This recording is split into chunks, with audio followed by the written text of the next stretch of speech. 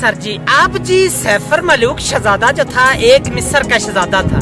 मिस्र का बादशाह था, शाह आसम का बेटा था, सैफ उसका नाम था। उसने जी ख्वाब देखा, ख्वाब दे विच इस झील को भी देखा और मिस्र से यहाँ तक रास्ता भी देख लिया और परी बद्र जमाल को भी देख लिया। तो सुबह उठ को उसने अपने बाप से बताया कि ए बाप, मैंने रात को एक झील देखा और परी को देखा, परी पर आशिक हो गया, अब मुझे परी कैसे मिलेगी। उसके बाप ने बोला आपको तो परी नहीं मिल सकती, वो नारी है, आप खाकी है, वो आग की पैदाश है, आप मट्टी की, आपका और परी का मिलाप नहीं हो सकता।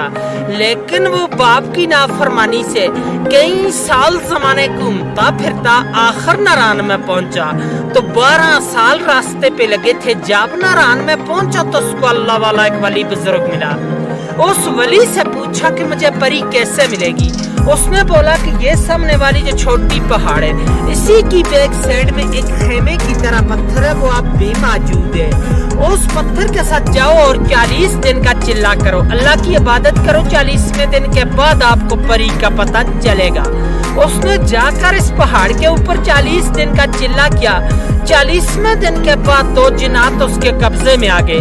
उन जिन्नातों ने सुलेमानी टोपी पहनाई तो झील के किनारे पर ले आई। वो किसी को नजर नहीं आता, उसको सब कुछ नजर आता है, क्योंकि उसने सुलेमानी टोपी पहनी है। तो 7 उसकी सहेली थी और 8वीं वो ही मलका बदर जमाल परी जो ख्वाब में मिली थी।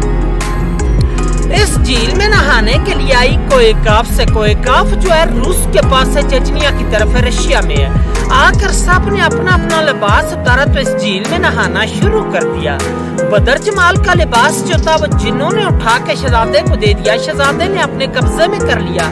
दूसरी सहेलियां जो थी वो लिबास पहन कर चला गई तो बदर जमाल अकेली रहेगी, वो जा नहीं सकती थी। शहजादे ने उसको अपनी चादर पहनाकर नीचे नारान की तरफ ले गया, पर जो थे वो छुपा लिए। जब नारान में पहुंचा तो दूसरी सहेलियों ने जाके देव सफेद को बताया। देव सफेद जो था परी का आशिक के मजाद मालिक था कि परी हम सजदा हो गई, या पता नहीं है झील के अंदर डूब के मर गई या किसी चीज ने खा ली। बाहर की बात नहीं बताई कि शहजादा ले गया। देव ने आकर गुस्से के साथ अपनी एड़ी लगाकर यहाँ से सारे झील को तोड़ दिया, खारिज कर दिया कि शायद मेरी परी का पता चले।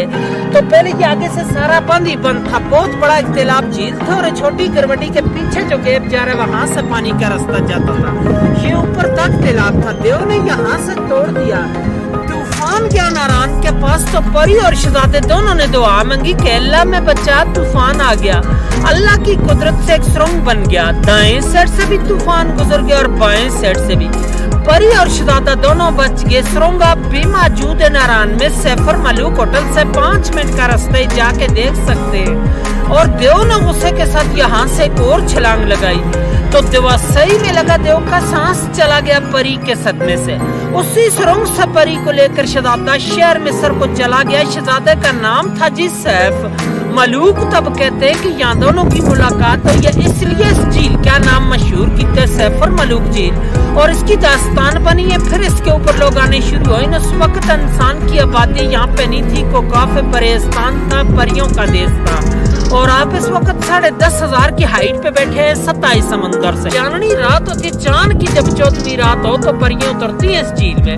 लेकिन उन लोगों को नजर आती है कि जो चिल्ले गुजार हो या इबादत करने वाला बंदा, आम बंदा तो यही देख सकता है कि इन पहाड़ों का अक्स इसमें आ जाता है। बहुत ही खूबसूरती होती है, दिन जैसी रोशनी होती है, लोग आते हैं नजारे करते हैं। और आए दिन तक झील की गहराई का अंदाजा भी किसी ने नहीं ले सकिया कि अंग्रेज आया था। उसने 5 मन रस्सी लाई थी। उस वक्त गाड़ियां नहीं आती थी खच्चरों पे। आगे 10 किलो कलवा बन के इसके दरमियान में कश्ती के थ्रू डालते रहे। रस्सी चलते चलते खत्म हो चुकी, लेकिन इसकी गहराई का अंदाजा नहीं कर सकिया।